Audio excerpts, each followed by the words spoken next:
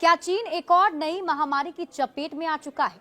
क्या हम फिर से कोरोना जैसी भयानक स्थिति की ओर बढ़ रहे हैं? चीन से एक चौंकाने वाली खबर सामने आ रही है। एक नया वायरस तेजी से फैल रहा है। अस्पताल मरीजों से भर चुके हैं। शमशान घाटों पर लंबी कतारें लग रही हैं। और आज हम इस नए वायरस के बारे में विस्तार से चर्चा करेंगे कि कैसे ये फैल रहा है, इसके लक्षण क्या हैं और क्या ये कोरोना से भी ज्यादा खतरनाक हो सकता है।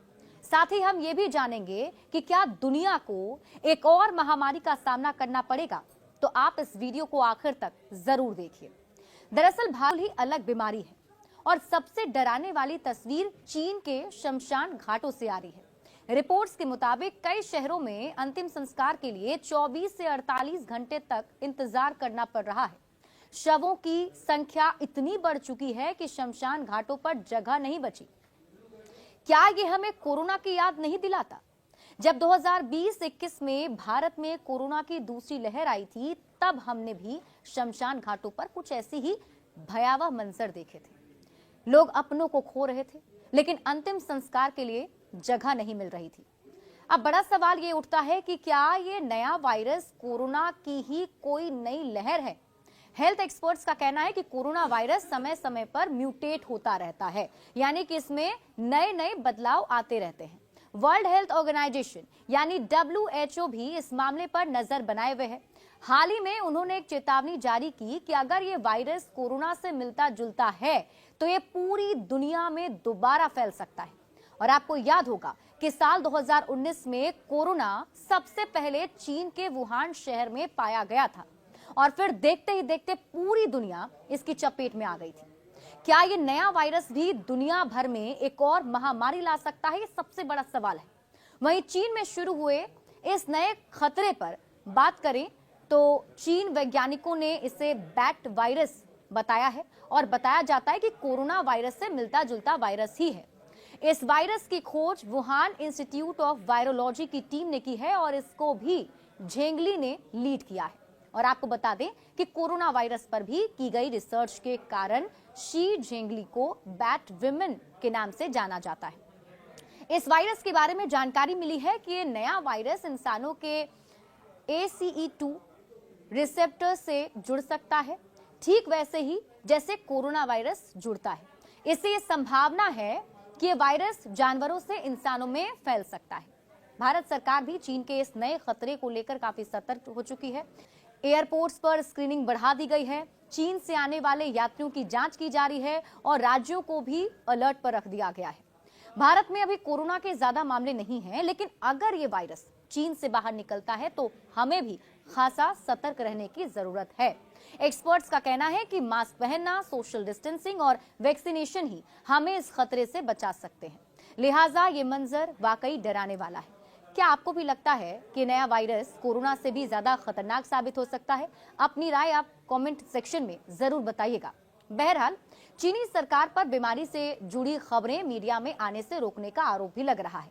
बावजूद इसके चीन से लीक रिपोर्ट्स की माने तो नए वायरस ने चीन के स्वास्थ्य सेवा और अंतिम संस्कार व्यवस्था को बुरी तरह झकझोर कर रख दिया है।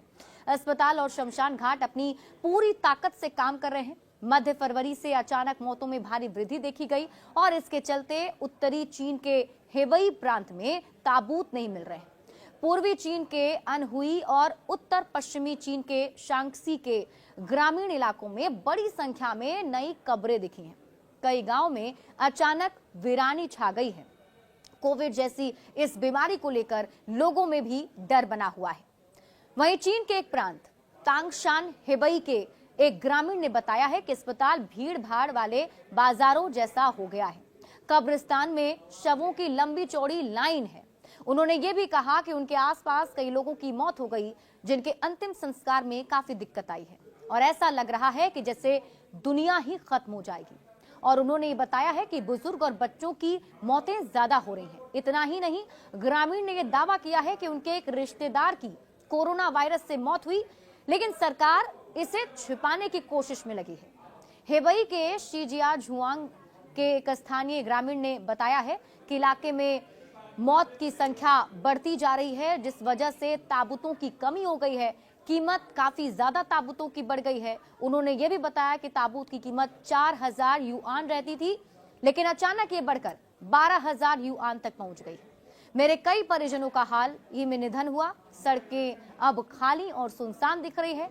शांगसी प्रांत के आकांग शहर के एक स्थानीय ने बताया है कि सांस से जुड़ी बीमारी से ये सब हो रहा है, जो कोविड की तरह लोगों को खांसी लंबे समय तक रहती है, फिर इस पर कोई दवा काम नहीं करती। ग्रामीण ने बताया कि इलाके में कई लोगों को बार बार संक्रमण हुआ और कई की मौत हुई। उन्होंने देखा कि 60 से 70 की उम्र के बुजुर्गों में मौतें ज्यादा हैं, लेकिन युवा लोगों में भी अचानक मौत में वृद्धि हुई है।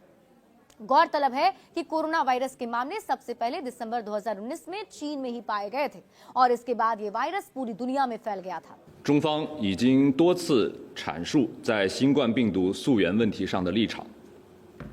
溯源是一个科学问题，应当秉持科学精神，由科学家来做出判断。实验室泄露极不可能，是中国世界卫生组织联合专家组在实地走访武汉相关实验室，并同相关科研人员深入交流的基础上得出的权威科学结论，得到了国际社会和科学界的广泛认可。中方多次声明，武汉病毒研究所没有开展过冠状病毒功能增益研究，从未设计、制造和泄露新冠病毒。在新冠病毒溯源问题上，中方坚决反对一切形式的政治操弄。美方应当认真检视自己，而不是甩锅推责。 विश्व स्वास्थ्य संगठन ने जनवरी 2020 में इसे अंतर्राष्ट्रीय स्वास्थ्य आपातकाल घोषित कर दिया। फरवरी 2025 तक कोविड-19 से 70 लाख से ज्यादा लोगों की मौत हो चुकी है और ये दुनिया की 5वीं सबसे घातक महामारी रही। और अगर आपको ये वीडियो जानकारीपूर्ण लगी हो तो इसे आप लाइक करें, शेयर करें ताकि ज्यादा से ज्यादा लोग सतर्क हो सकें। हमारे चैनल को सब्सक्राइब करना ना भूलें, क्योंकि हम आपके लिए लाते हैं ऐसे ही महत्वपूर्ण अपडेट्स।